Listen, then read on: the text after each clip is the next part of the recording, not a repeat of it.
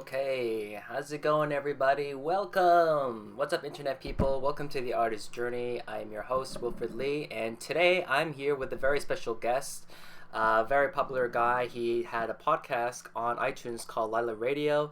He's known for doing great music, very, very interesting psychedelic artwork that you've probably seen on Facebook, and also does tarot cards if you're ever interested. I'd like to welcome my good friend, Ben John the third, no, probably the first. Ben John Miller. How's it going, buddy?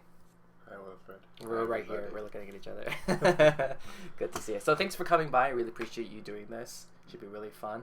For people who don't know, Ben, I think how I was first introduced to you was by comedy.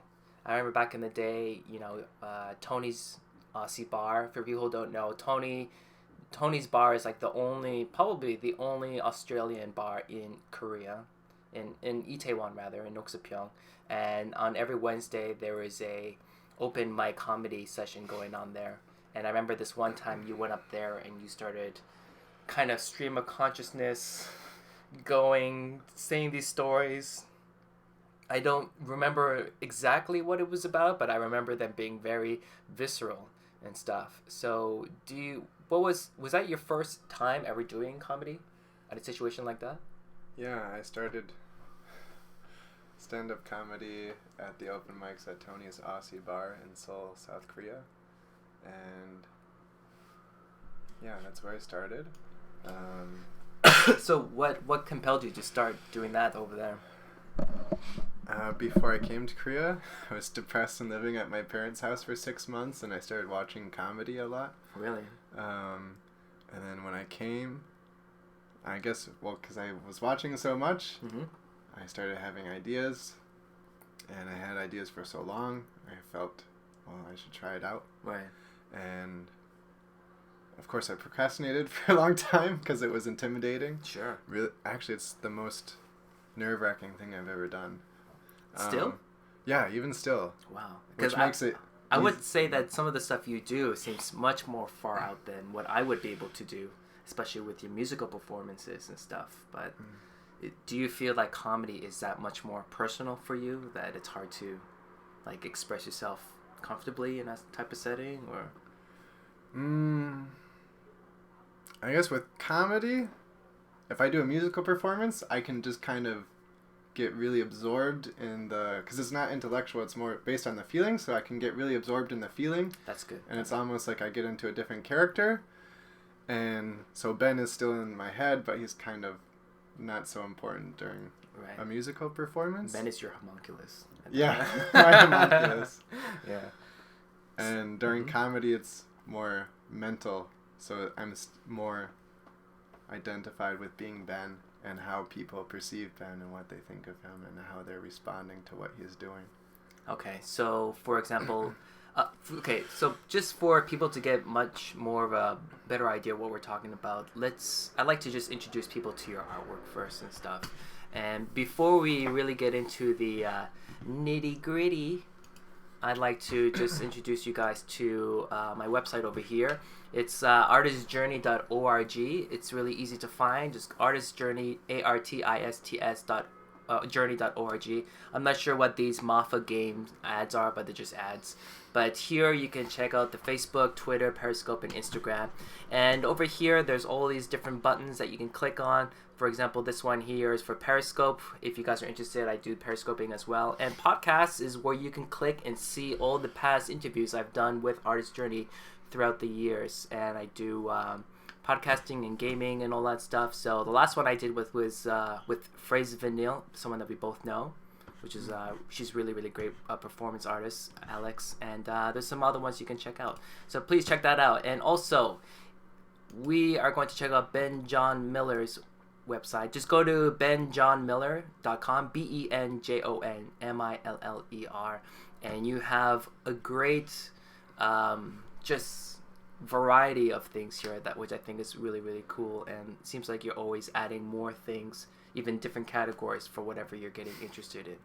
So we were just talking about comedy and how it's kind of expressing the Ben side of you, right? Whereas music is kind of, how can I say, shrinking it to a certain extent, and kind of, is it like, how can I say, like expressing more like this avatar that you're growing out of yourself? I guess it's still Ben Miller doing the music, but it helps me to kind of get outside of myself and because it's a very unusual thing to do for me. Right. And the way I feel when I'm performing music is totally different from any other experience I have. How so? It's really absurd, and I usually, when I make or perform music, I like to kind of bring all feelings into it, even ones that seem like they couldn't coexist, like happiness or joy or sadness and ecstasy, and kind of mix them all together and explode them to make them like huge. Right. And almost like if you brought all of your feelings into one room and made them dance together. Right. Whereas like in daily life, usually things aren't so like big and explosive. Right. So that's something that gives you a chance to kind of really expand on and kind of merge all these different spectrums of emotions together. Yeah, I guess it's similar to being like a kid. Like if you hear a kid sing, they'll just sing like for no apparent reason other than that they want to sing. Right. And they'll make any sound they want to.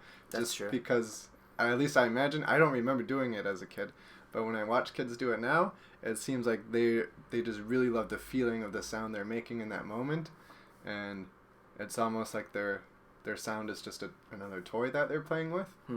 So when I'm singing, it helps me be playful.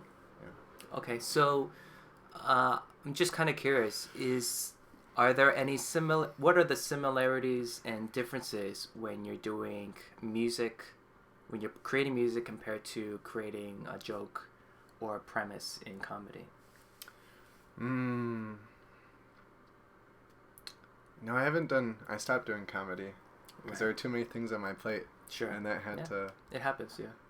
But comedy was actually very different because with drawings or music, my focus is usually on a feeling.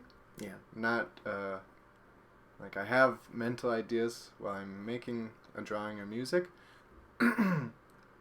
but the focus isn't on the idea or what I think of it. It's almost like when I'm doing music or a drawing, I want to create an experience that I don't understand, but that has a big feeling. And when I was doing comedy, it would still have like a feeling of absurdity, but the focus was on the idea and not on the feeling. So it's almost the opposite basically, right? Okay. I think that's, for myself, that's what I usually enjoy about trying all these different types of artistic expressions. You know, I think that's something that I find interesting. What you do is something that I can relate to, is that I really try to do a lot of different things, endeavors, and I just kind of enjoy just diving into it and just see what other facet of expression I can come up with that I may not even realize. You know, I was kind of the same when I was doing comedy. Something wasn't necessarily in the front of my head, but I was writing things even before I did comedy, and I was never sure what was I going to do with these things. But suddenly when I decided to do comedy, it seemed like that was the right thing to apply it to, right? Maybe if you had some type of same experience before, like when you were just writing things, were you sure, like, okay, this is going to be comedy or this is going to be a different idea? When I was doing comedy? Yeah. Actually, whenever I tried to devote at least a regular portion of time almost every day of the week to something creative. Yeah. And now I find I try to focus on just one medium or one project for a certain length of time. For example, like for the last half year or so, almost a year, I've been focusing mostly just on music. And before that, I was focusing just on writing stories. And then... what was your question? I'm sorry. The question was just, I forget too. Maybe it wasn't important. Well, I think we can just talk more about. I think the main thing I'm really trying to focus on is just gathering ideas, because whether it is doing comedy or art or music, it's basically gathering these ideas, right, and expressing them in the best way possible, or this is the only way to express it, right? Yeah. So, usually I have, at least if I've been doing creative things on a semi-regular basis, I'll have ideas for music and for drawings and for stories and for other things. Yeah. And part of me wants to just do all of those at once. But I've tried doing that, and I found that the best approach for me is to try to recognize the one that I feel the most attracted to. At the time or at the period? Okay. At that period of time. Sure. And then really just focus on that. Almost like if you were building 5 houses at once, you couldn't live. You wouldn't. It would take a long time to get something substantial, and maybe your attention would be divided between all of them. Right. So, for me, I like to try and just build one house at a time, so that house can be as best as it can be. So, how do you decide which one to work on? Is it just based on feeling, or you have a specific plan for that? Mostly based on feeling. You could compare it to, like, if you walked into a room and there were like 7 framed pictures, and in each frame was one of the colors of the rainbow, and you just naturally went toward the one you liked the most at that moment. So this last year, it's been music. And so, how has this experience with music been so far for you? What's that been like? I think it's the most invigorating because it involves my whole body, and anything that involves the whole body, and also making sound with my mouth, because it's mostly just my mouth sounds piled on top of each other. Anything that involves the whole body and sound and dancing and moving. Yeah. Kind of like a madman. I let myself be a madman when I perform. So even when your physical performance, you're not just static, you're kind of moving around, or? Yes, yeah. I try to be as much as I can. And it feels liberating, like, because if I did that during the day, and actually I kind of want to do some public performances, so I might do it during the day, but if I did that just out on the street, I'd be crazy. But if I am doing a musical performance, then it's like I have a great opportunity to let, because everyone has, or at least I think everyone has some or a lot of craziness inside, and I certainly do. And when I perform music, I really get to let all that out and play with it, and just the feeling is, it's almost like a drug. As it feels ecstatic. Yeah, it feels ecstatic at its best. Not always, but at its best. Okay, so let's give people some context, if you don't mind. Which one would you want to check out? This one, Prayers of a Drooling Monkey, which is a great title, or the Blood Ballads? The Blood Ballads, which are live songs. Let's check out which track do you think we could check out here? Which title are you most attracted to? First one said Booty Whispers, and I'm like, like, what does Booty Whispers sound like? Is this like a Lil Wayne song? Is this like a rendition of it? Holy Sin sounds interesting. Baby Judas sounds great too. Sounds very like a Perfect Circle-ish kind of a title. Let's just go with Booty Whispers. Let's see how that sounds. And I'm gonna put this just a little bit lower so people can listen to it while we kind of talk through over it. Also, these things are for free? Yeah, you can download all my music for free from my website.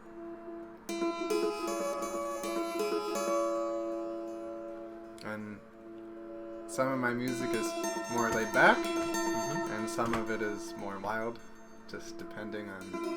Usually, if I make a wild song, then after that I want to make a quieter song. Right. And how did you develop this song? What was the concept behind this?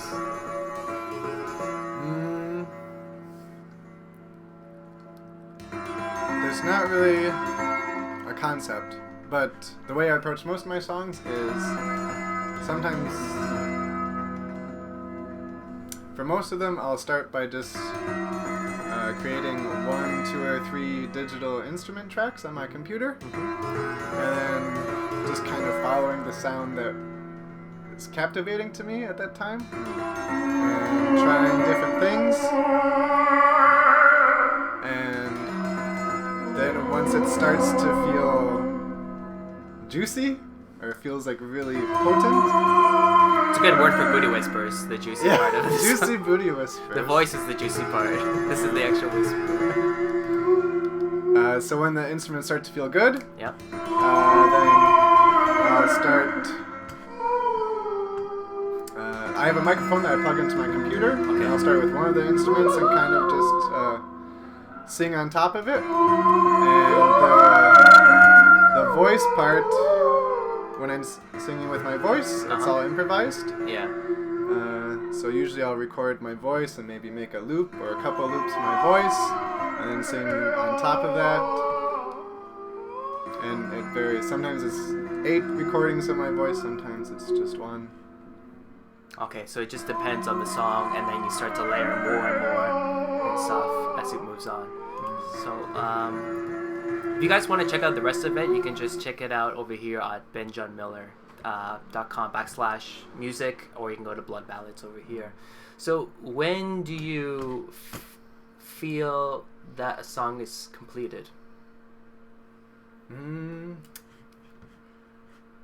I guess since they're mostly improvised, the Yeah. digital instruments, I can't improvise those yet because Right. they take more time. Sure. So the digital instruments, they're just finished when they feel good, Mm-hmm. and even after that I might go back into it a couple of weeks later just for fun. Okay. And then the voice, when I do a voice recording, it's finished right after I finish the song because it's improvised. Right. So I won't go back into the voice. So that's pretty good. It seems like a very smooth process behind it, right? Because since it's all improvised, you're just trying to capture this one particular moment and that particular feeling, and then after it's done. It's just encapsulated and just kind of move on to a new concept or a new song to work with, right? Yeah. So, and what about the titles? How did you come up with this title for that, for example?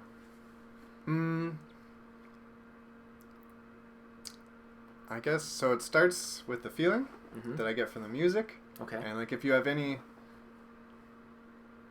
I tend to think that feelings come first, and then the thoughts you have are a product of the feeling you have in that moment.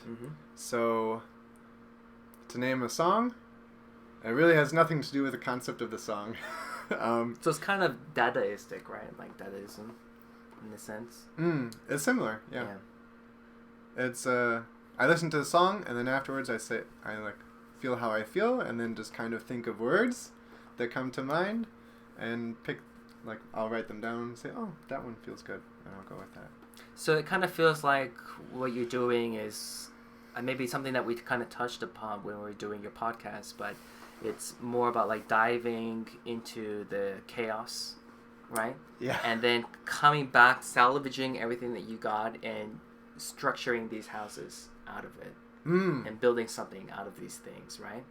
Because sometimes when you get all these different pieces from the chaotic side, you don't know what it is, but you just take what you think is best, and then you kind of make a non-traditional house, but it's still has a solid foundation, right? It's like some of these may be Lego pieces, some of these may be, like bricks or just like different pieces that may not necessarily relate to each other, but when you stack it together, it still is some type of foundation. Right. Kind of like making or organizing chaos. And organizing chaos. That's basically what that means. Cool. Okay. How about we also check out your art? For me, I'm a huge fan of your art. I really, really love the stuff that you make over here. Thanks. And I'm assuming this is probably going to be the same concept in terms of the titles that you make, right? You finish it first. Do you always come up with the title first or after you make the piece? Always after. Okay, so always Or after. maybe sometimes, like with these drawings, I worked on them for like 40 hours, so there might be a phrase or a word that came to my mind over and over as I was making it. But it's either during or after. Okay, so I'm curious about this piece. Where exactly did you start in this drawing? Do you remember where you started? I have no idea. Really? That's interesting. With these drawings where there are a bunch of things just put all together, yeah, it usually started with just one thing. Like, for example, could have started with a heart being opened with a pearl inside of it. And then I draw that, and then I get an idea for, well, what else could I put in this? And, oh, some hands above it. And then I used to just do like one or two things. Yeah. And then finish the drawing. Sure. And start another. And then when I was doing these, I would say, well, what if I just kept doing it for 40 hours? And just keep going with it, right? And these are like 12 inches by 9 inches. It's pretty big size for that as well.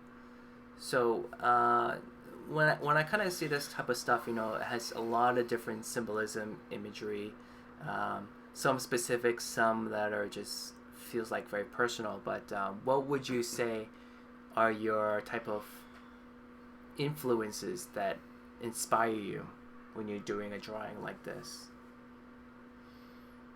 I think first I would say I don't understand my drawings. Okay, I definitely have, I find meaning in them, Sure. but the meaning is different every time I see them.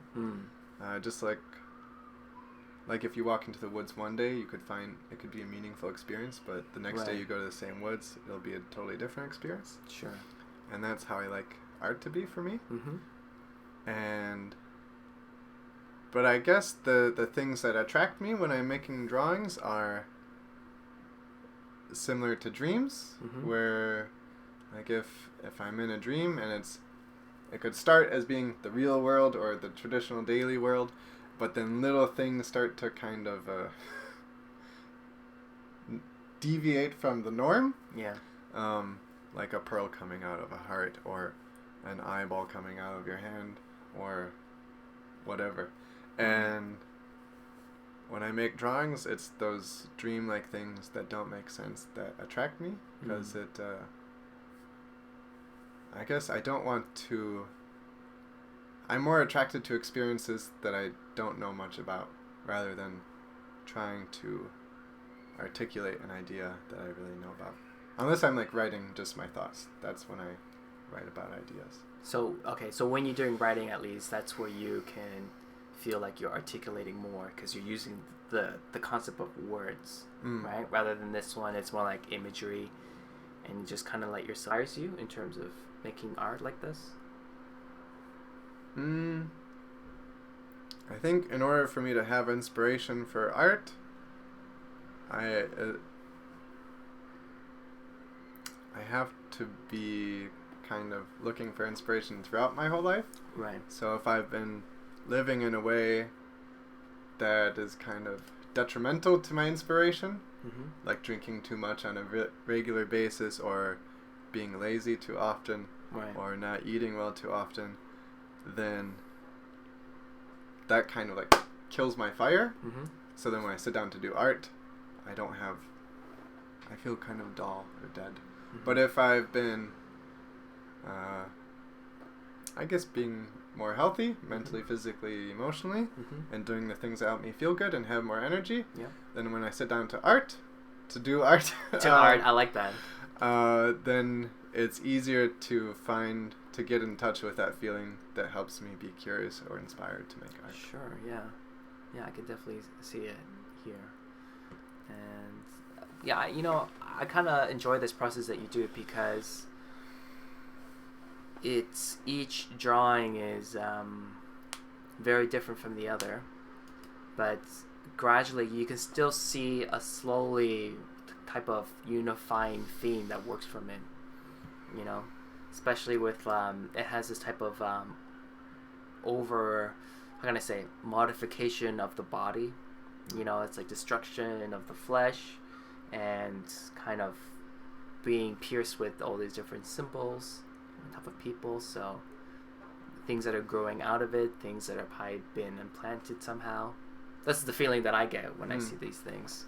So it's pretty cool because as you know, the stuff that I do these days I've been trying to do a little bit more surreal work, and I find that for me to be really dive into that kind of surreal aspect, because you really do expand your visual library when you're drawing these things, and it's kind of the same. It's definitely a different experience because you find yourself being more in the moment, and your train of your thought, your thinking process while you're drawing is different every time.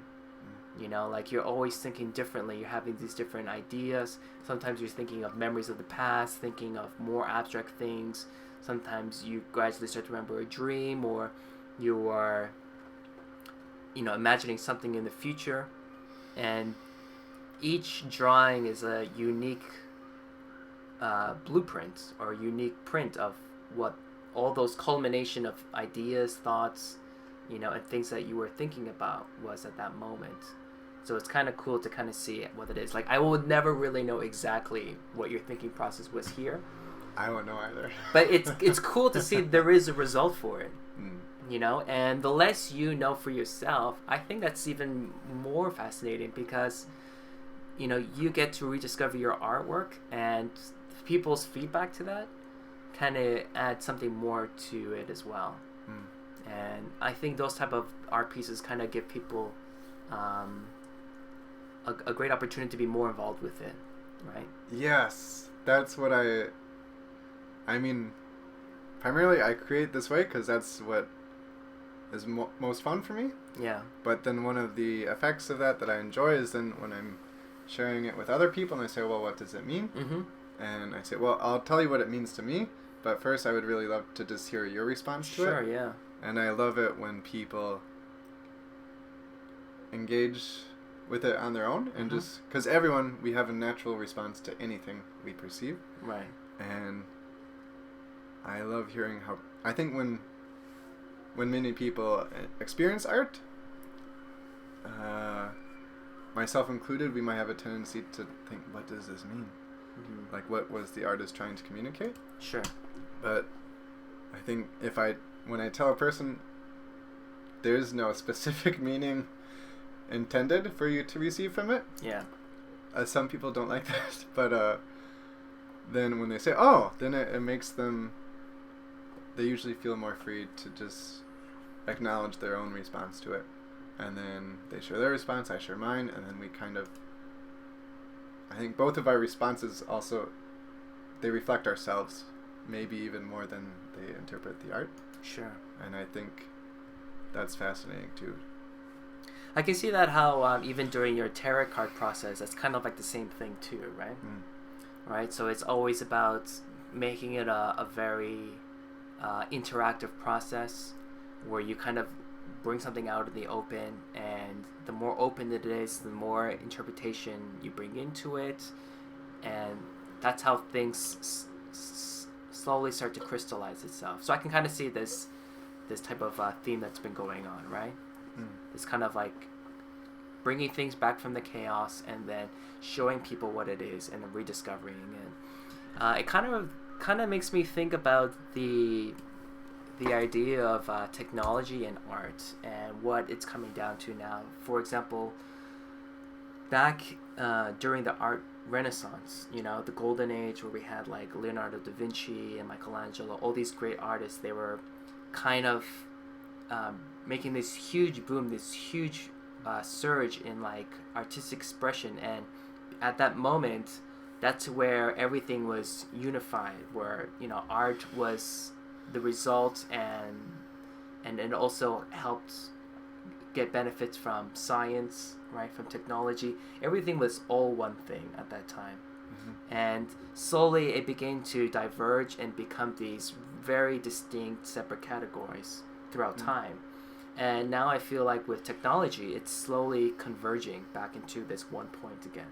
You know, where you're starting to see a lot of cool things with technology. People are using like Oculus, you know, the Oculus Rift, right? Like virtual reality, 3D printing, and all that stuff. And they're making these different types of unique ways of expressing yourself through art.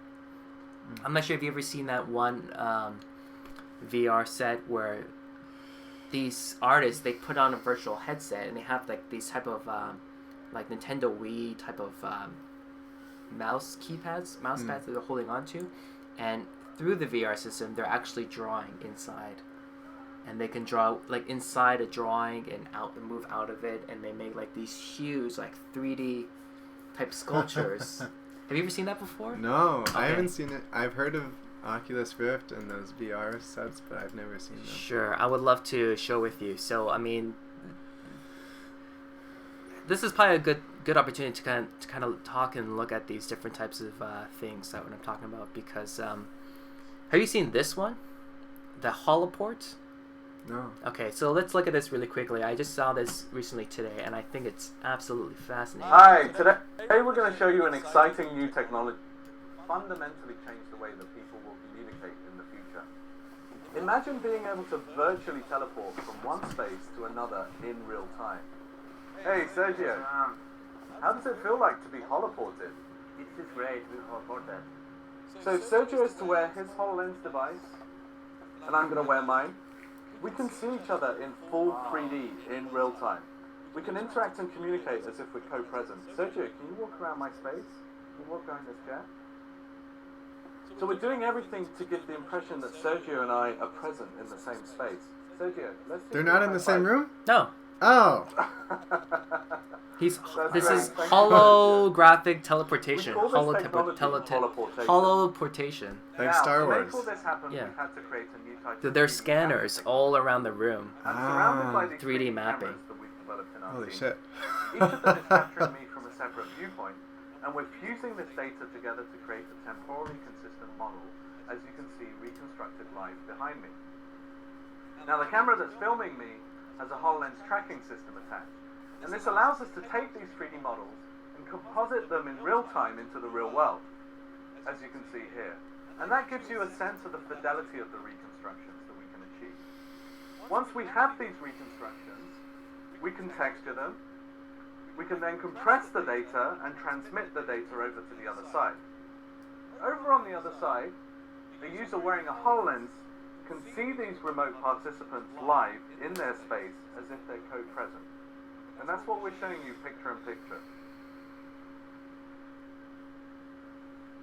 Now imagine using this type of capture technology to connect with family members who are thousands of miles away.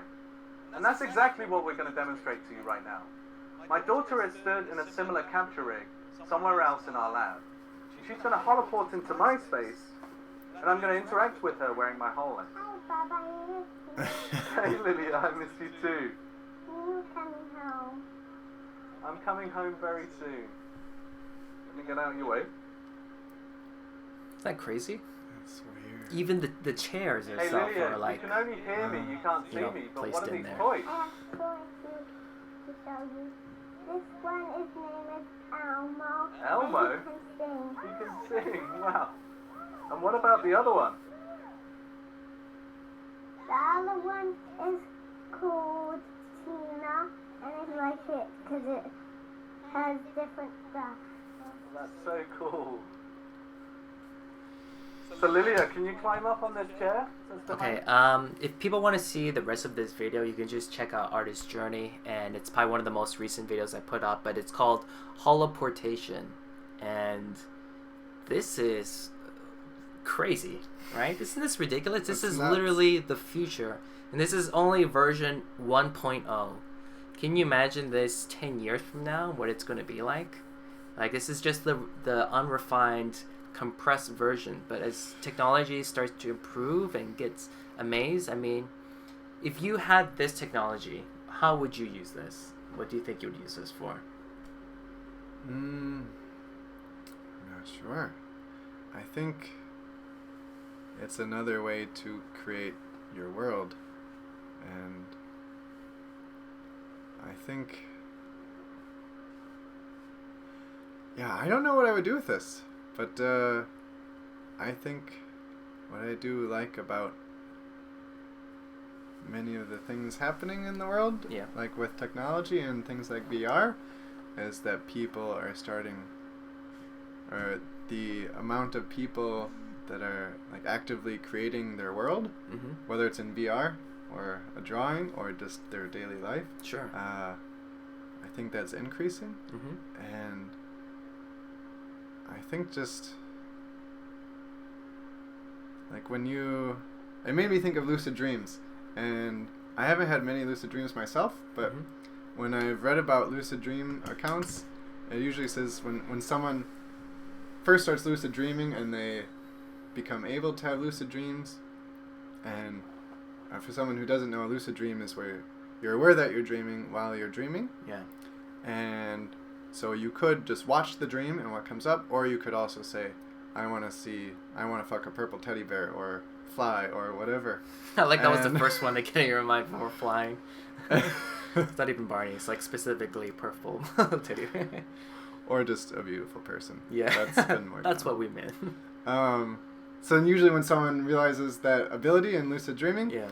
they start by just like doing all the things you would do if you had $1 billion, or like just having experiences that are gratifying to the senses. Like Mhm. when I've had lucid dreams, half of them are just about having sex, and then I wake up too soon. Sure. But then when I've read about it, usually they exhaust that, and they have all these dreams where they do like really great, amazing things they wanted to do in real life, but then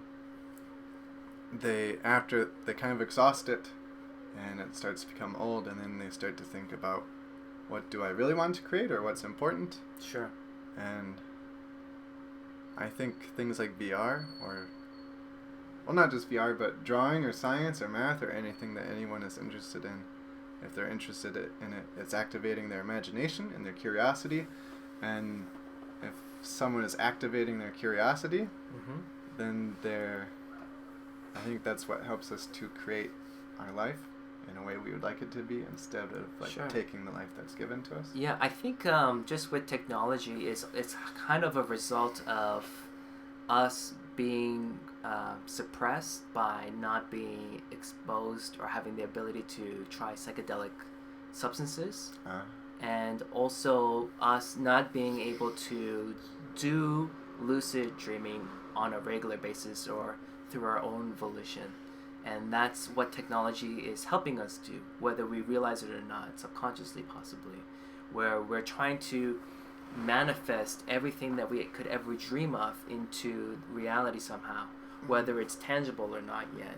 And it's only a matter of time when that actually happens. You know, when they say with the singularity, either we bring that dream world into reality, or we completely immerse ourselves into the dream world without having to sleep at all. Right?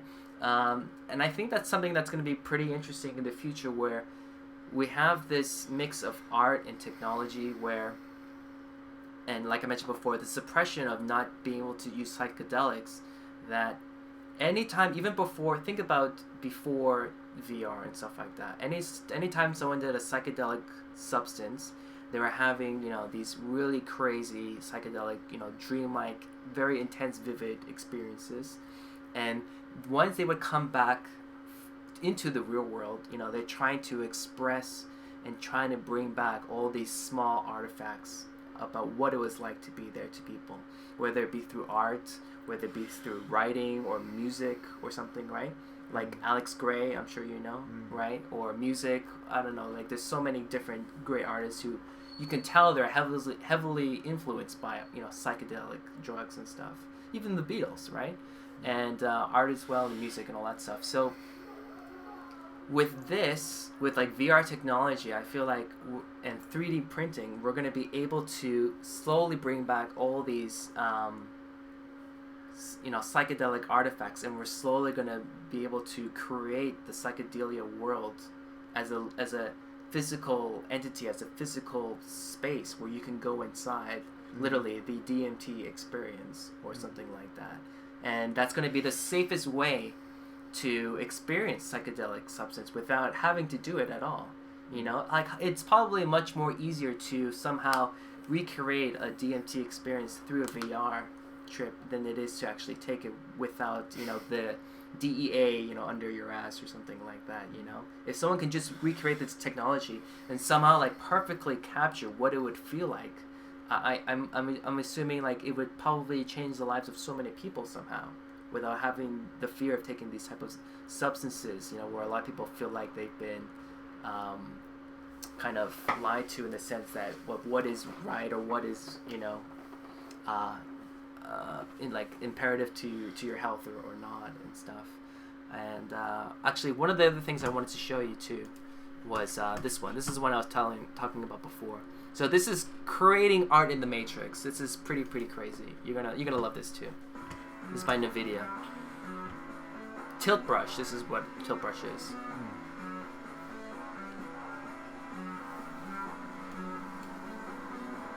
Tilt brush was one of my favorite demos when I first got to try the Vive. I love it. It's one of the best things that I like to show off to people that have never tried VR, and it's mind blowing. It's so crazy. It's like more like sculpting in space than painting. It's so bright and vivid in there. It's like the Matrix, man. It's hard to come back out of it.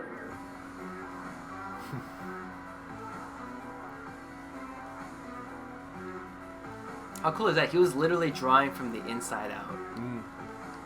That's really neat. I lost about 15 minutes in my brain. Mind blowing. You know, I think of myself as drawing on a 2D plane, but then when you're sort of able to step to the side of it, you see that you're actually not able to do that. But that's not what's happening. That was amazing. Honestly, like, if you guys didn't tell me to stop, I would keep drawing for a long time. It's very active. I guess it's a lot like old school sculpture would be. You're sort of running around looking at it from all different sides. And it's like a fun challenge. And it's super colourful and you get an undo button, which is great. I like that it's not just about the picture itself. It's like the whole process of drawing it feels like like a bit of a dance.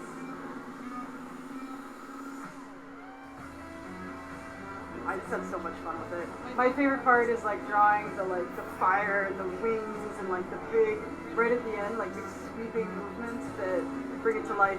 You normally it's almost all hand, wrist, and shoulder movements. This takes your entire body as well as your surrounding awareness. Right. So if people want to see more, you can just check it out later on the Artist Journey Facebook page. But that too is amazing, right? I mean, think about like doing a musical performance or like being immersed and trying to draw something while you're like, you know, influenced by the music that you're listening to and just going completely, you know, self-expressive, where you can finally do these separate art things that you do separately, but merging it together as one, you know, performance piece. You know, like as you know, like doing art like this is a very personal, isolating thing most of the time. You know, art is a very isolating process in terms of drawing or painting.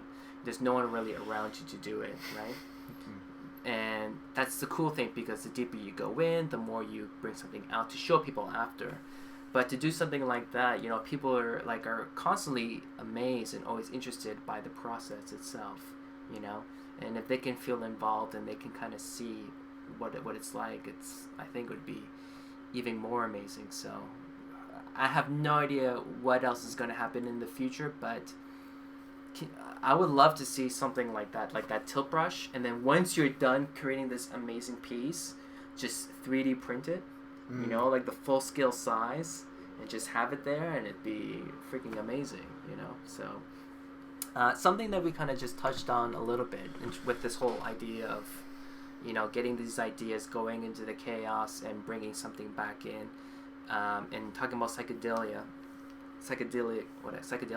is talking about taking these type of substances. So just even a little before this, you're talking about how you were planning to do ayahuasca, right? So what compelled you to want to do this, and let's just start with that. What compelled you to start wanted to do ayahuasca first? A roommate and a friend mentioned it in 2010, and so I Googled it and watched documentaries. I read interviews with people about their experiences, and I guess what interested me the most about it is how it's used in ceremonies where you come to the experience with an intention, and where it's used for therapeutic transformation, not just to trip balls, which is fine, but I've tripped balls before, and I think it's fun, but then afterwards it doesn't feel like it really gives me anything that lasts. Like, it shows me a possibility of a way that I can be, but then in order to, I think that's the value that I found it, where it showed me, like, it almost like it activates the imagination, right? And every time I've done it, almost every time I've done hallucinogenics, afterwards I just think, well, I should just use my imagination more often. Sure. But I think psychedelics or VR or anything that makes a person curious is great for opening up the imagination. And opening the imagination is great because if we've been using imagination, or just being curious, that's a more universal word, just being curious, then we start to be more engaged and playful with life, and we become more aware of possibilities and so then we feel less restricted just in daily life. Right. Like, making art is... Anyway, ayahuasca. I want to do it because I'm curious about how it can be therapeutically helpful to kind of give me a colorful experience of my unconscious hang-ups so that I can become more aware of them and study them in that state. And so I've just read about it for 6 years, and I'm still very skeptical about it, but I'm also really curious about it. So what are you skeptical about it? What's some things that are still kind of in the back of your mind regarding that? Well, like I said, when I've done other psychedelic substances before, it's a really great experience, but then afterwards it doesn't feel that anything really integrates. Like, I have the experience and it's amazing while it's happening, but then it's over, and... There's no lasting impression on Right. it? Okay. And what interests me about ayahuasca is that, from the things I've heard from people who have experienced it, is that it can have lasting therapeutic effects that are helpful in daily life. Right. Okay, so it has lasting therapeutic things, but what were the setting? You know, like, I'm sure you've probably heard of, like, Aldous Huxley's, Doors of Perception, and one of the most important factors when taking any type of psychedelic substance is the set and setting.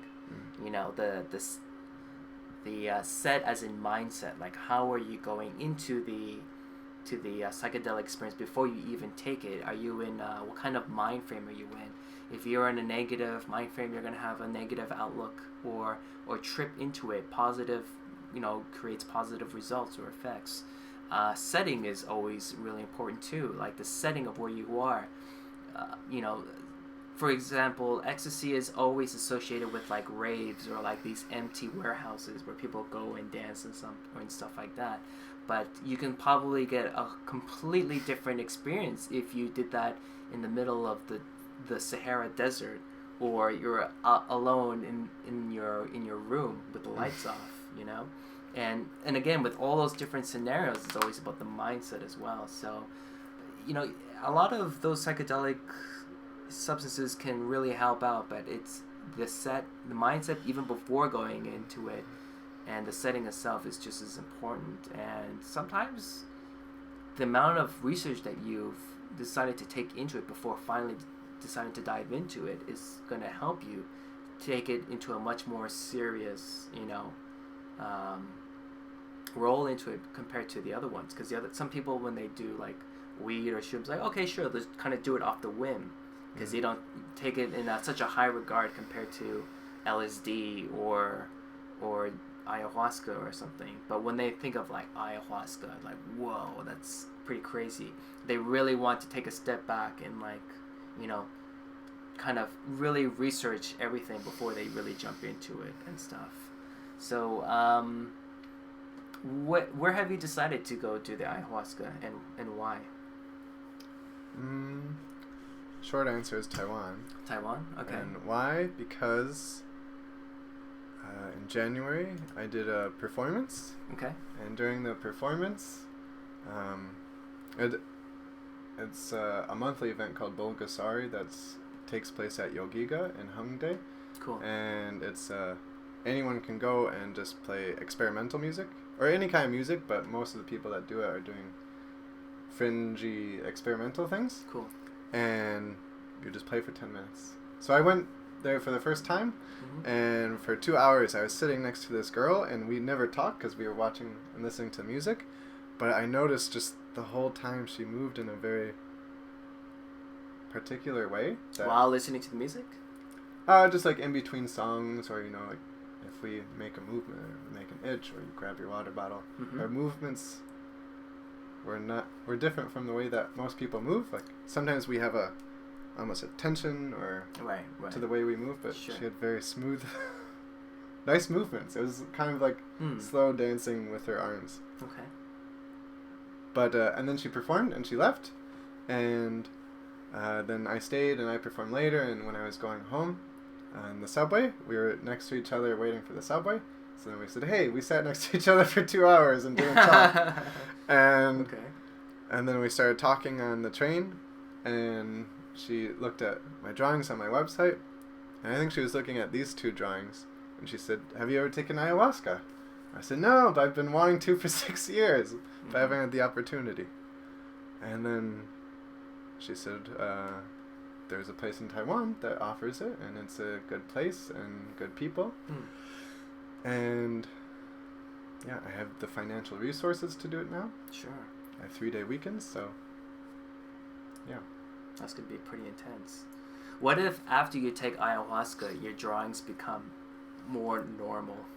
You know, you start drawing all these like regular portraits, and like the subconscious stuff that you're into completely changes and stuff. Then that's okay. Yeah. I really like figure drawing and doing portraits. I just for sure haven't done them in a long while. Yeah. Well, you know, it's always like a different stage in your life for every artwork. That's what's a nice indication of what it shows. Okay, I'm going to ask you just a few more questions.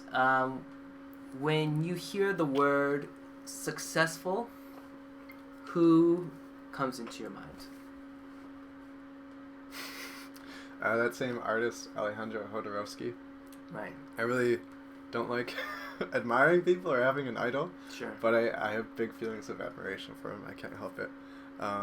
Just he's inspiring in the way he lives his life. And I guess when I think of successful, primarily it's a feeling rather than something that's achieved. Even though there are things I want to achieve, I want to achieve those things because of the feeling they'll help me create. And part of me also, like my ego, loves recognition, and it would be nice to make money off of it too. Sure. That's an honest way of thinking. But I find him inspiring and think of him as successful because he lives his life creatively. He doesn't just make a drawing, a movie, but he really approaches his whole life creatively. Like when you were talking about psychedelic experiences and how the set and setting or the mindset can totally change and determine the psychedelic experience. As you were talking about that, I think one useful thing, it makes me think about life as a psychedelic experience, because psyche is the mind, and I think delic means something like opening up. So psychedelic literally just means opening the mind, which means it's not restricted and it's more fluid with life and engaged with life. And a psychedelic, a mind-opening experience is significantly determined by your intention or your mindset. And So to live creatively, to me, means being aware of how my mindset and my intentions and my focus creates my experience of life, and then trying to choose the mindset I want to have in order to create the life I want to have. Sure, yeah. And that kind of slowly touches back on the idea of why people, or just the whole concept of lucid dreaming, you know, what is the meaning to achieve that? And these are some exercises that if I'm not dreaming right now, how do I really, really know? What does that mean that I know I'm not dreaming? That's one of the hardest questions that I find myself asking all the time, you know? Even though we're having a conversation right now, you know, like you're physically beside me, I can feel these things. These type of sensations people tend to feel when they're dreaming as well, you know? So how can I make that distinction when I'm awake or when I'm asleep? And the more that we can get in touch with that, the more we can start to like really test our bodies, you know, in terms of like feeling it, and we're like being able to notice these strange anomalies that happen. The more that we can become aware that we are changing our surroundings, whether in life or in dream world. So that's something to kind of try and think about. Also, when you're doing dreaming, it's kind of important to write, or as soon as you wake up. Like the first thing that happens when you wake up, like I'm not sure if people really think about what's the first thing you think about when you wake up in the morning, you know? As soon as you wake up, it's either your alarm, or people check their Facebook, or people check their phone, or people just go to the washroom or something. But really, really get into the habit of thinking and asking yourself this question: what did I just dream about? I think that's kind of a really helpful thing when you want to really go about your dreams. And to write it down as much as you can really helps. And if you feel like you can't write it down as fast as you can remember it, then having your voice memo on record standby is That's really... what I do. Yeah, it's that helps out so much more, because by the time you finish recording what you said, when you listen to it, it feels completely foreign to yourself anyways. And the further away you go from that day, it's just like, what was this about? You remember yourself saying these things, but the visual aspect kind of loses itself, and all you're just trying to retain or capture is just this feeling, you know? And this feeling is something that you kind of carry on with you, that later on, yourself, if you are in fact dreaming or not in a waking state, can definitely help you in all parts of your life. You know, I don't see why not. And if you can make the most out of your days when you're sleeping, being present in the moment, and you have a much more, you know, power or like a freedom to truly do what you want to do without the shackles of debt or responsibilities. That's pretty cool, right? You know, like how much more would life be amazing if everyone would have this opportunity to do it? And how much more would we take, you know, financial responsibilities less of a burden? You know, if we can just go to sleep every day and be looking forward to it, and by the time you wake up, you're gonna be okay, and you wouldn't kind of mind waking up so much. You know, I really wish there was like this Indiegogo page where someone can somehow capture all your dreams and insert it into like a pillow. You know, like imagine you have like this pillow, and every time you sleep, it just captures all your memories and dreams into it, and you can just like upload it back into your brain. You're just like, oh, that'd be cool. That would be the goal. So I'm not sure who can do it, but hopefully in the future, someone can produce this amazing product. Okay, I have another question for you. So, what advice would you give yourself to the person you were 10 years ago? 10 years ago, I was 18. Yeah, so you're 28. What would you give yourself to yourself that when you were 10 years ago?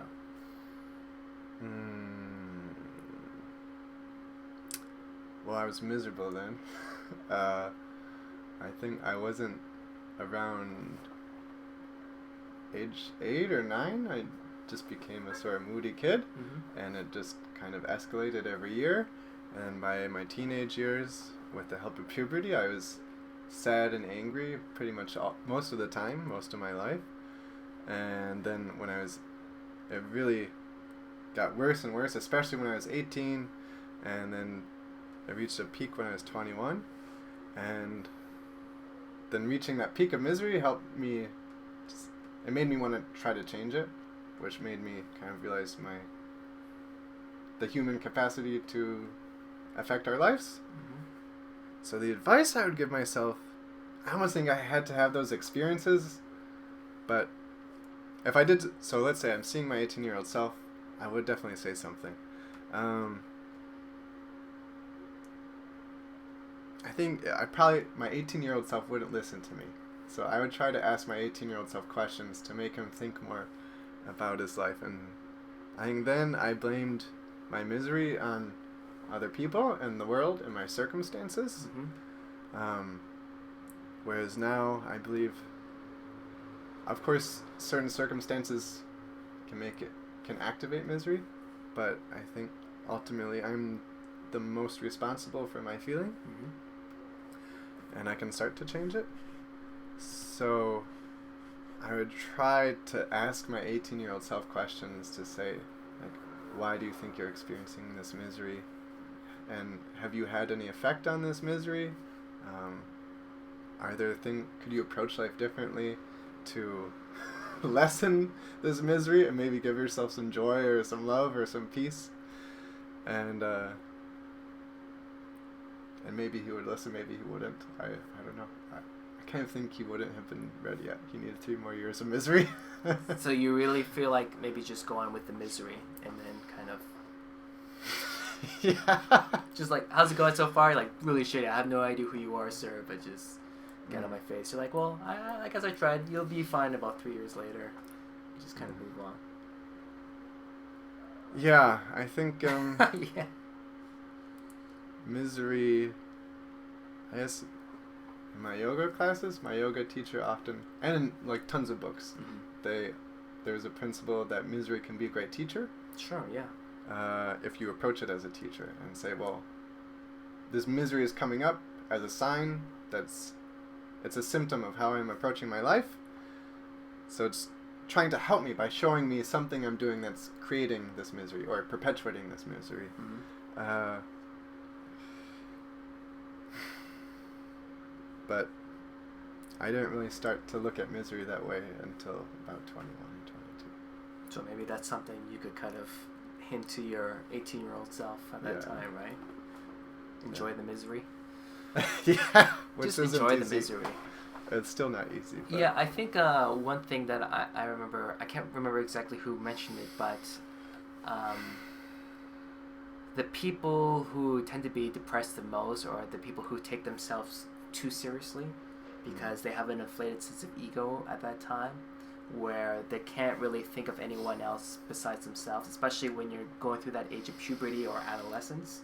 Like, you're very heavily self-centered in yourself.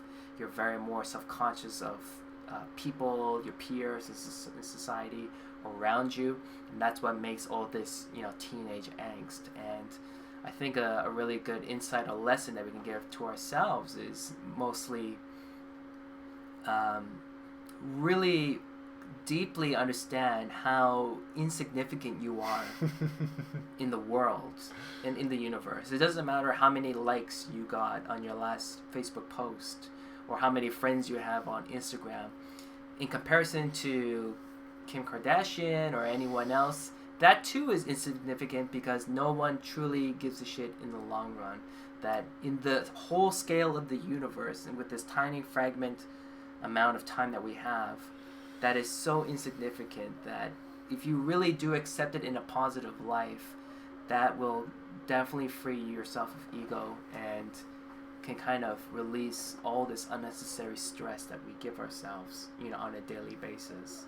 So, and it's hard to do that, right? Because everyone's kind of saying, oh, but I have responsibilities. This is the only life I have. Like YOLO, all these different things. But if you take it in this different approach, that insignificance is the most important thing. It's the most important significance that you can have in your life. That will definitely change your outlook for a better way. One final question for you, Ben, is if you could have a billboard anywhere, what would you write on it?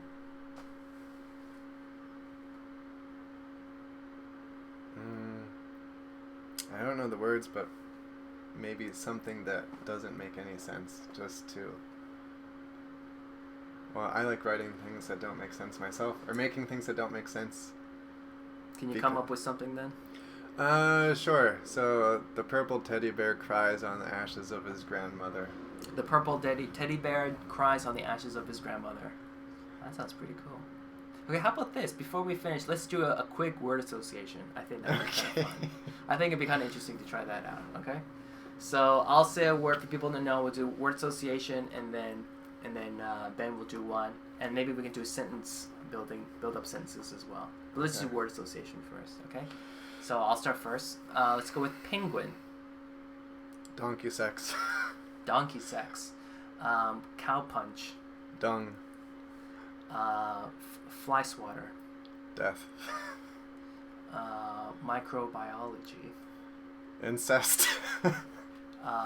Farmville. Cow love. Macaroni and cheese. Delicious. Spoonful. Spooning. Bed wetter.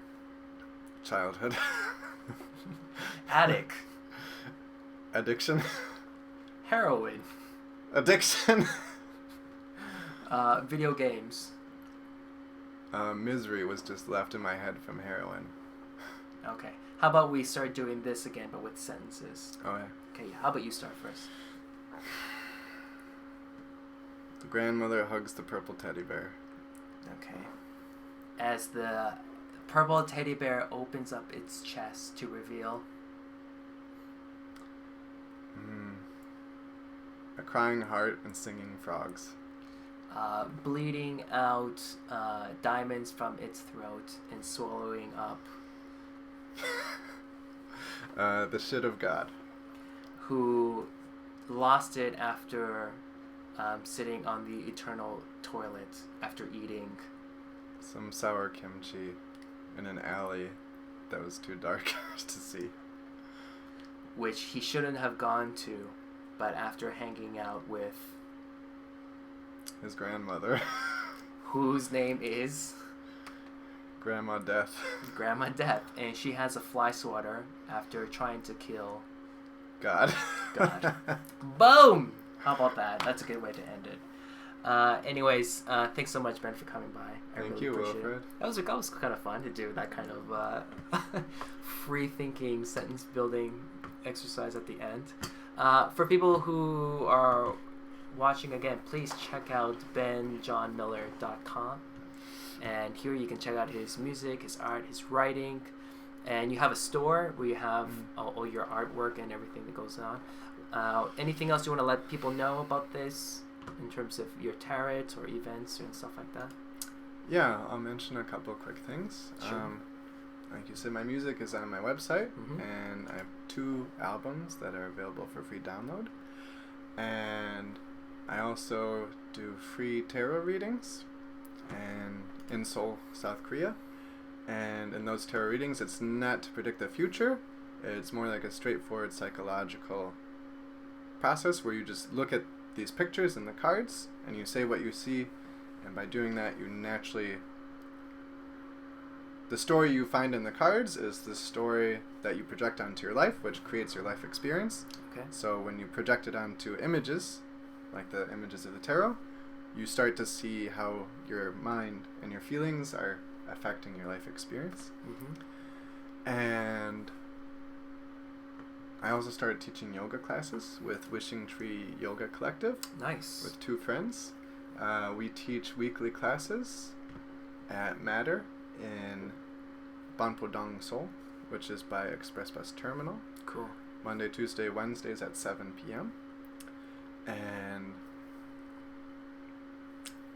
April 9th, I will be performing music live, also at Matter, around 7:30. And they're having a flea market with a bunch of different creative people selling creative things. And the flea market starts at 4:30. Then I'll be performing around 7:30. And after the performance, they'll just have a party with drinks, and it's a fun venue. Are you going to be Fun selling your artwork there as well? Maybe that's unsure yet. Okay. I might just be focused on the performance for that night. Sure, yeah. We'll see. So that's pretty cool. So if you guys want to check out more information, just check out his website, benjohnmiller.com. So BENJON Miller.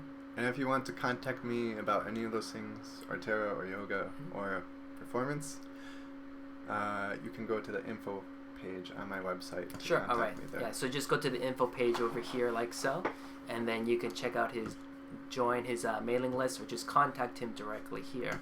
Also, something I want to let people know is even though you're not doing it, I think Lila Radio is a really cool project that you worked on, which is basically, you know, him and just having guests come over and just talk about just various topics and things that they do, and just kind of opening up all these different ideas. So I was a guest on several times, as well as Alexandra and Dan Weiberg, a friend, fellow comedian, and a bunch of other cool people like Ev, and just a lot of other people that you can come listen to and check out. So if you haven't checked that out already, it's for free. You can see it on iTunes. Just go to type in Lila Radio, Lila Radio, or just type Ben John Miller, and you'll probably see the entire list. And this is what it looks like over here, this watermark. And also, guys, please check out my website one more time. You can just go to www.artistjourney.org, and there you can check out my Facebook, Twitter, Periscope, Instagram, and all that other jazz. And here is where I give the latest updates on my podcasting and Periscope and all that stuff. So hopefully you guys can check it out. And if you have any recommendations on who you'd like to see, just let me know. I'd be happy to hear it from you guys. And I think that's it. So Ben, thank you so much for coming. I really appreciate it. And good luck on your performance on the 9th. Thank you, Wilfred. Have a very safe and positive setting psychedelic experience in Taiwan. And daily life, I hope. Yes. Too. Hopefully we can do a recap afterwards. I would love to hear what that was like. Okay, so take care, everybody. See you next time. Bye. Thank you.